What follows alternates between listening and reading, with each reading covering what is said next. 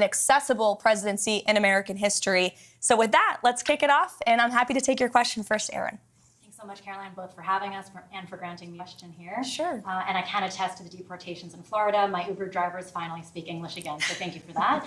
But my question for you is, what are the administration's plans for those who continue to defy the executive orders? Most notably, on my mind, are the ones related to what some would call trans men. I would call men masquerade as trans women, which are men masquerading as girls in girls' sports. Mm-hmm. Sure. Obey federal law, or you will be prosecuted. Obey federal law, and you could see your federal funding cut.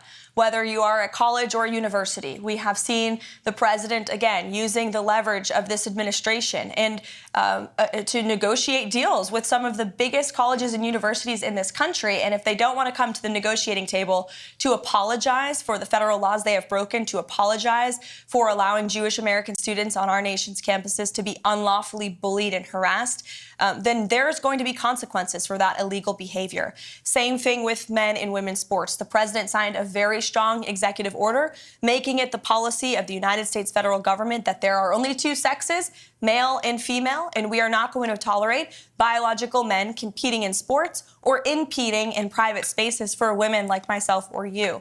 And we've seen states defy this federal order. You've seen the state of Maine, unfortunately, because of their liberal governor, who nobody in that state disagrees with, I will add, being from New England, I can attest to that. People are incredibly fed up with her trying to oppose this common sense message. You've seen young women who have had to go on television to plead with their governor, please stop letting men play against me in sports. We shouldn't live in a country where that even has to happen. The president deeply understands that. That's why he signed that EO.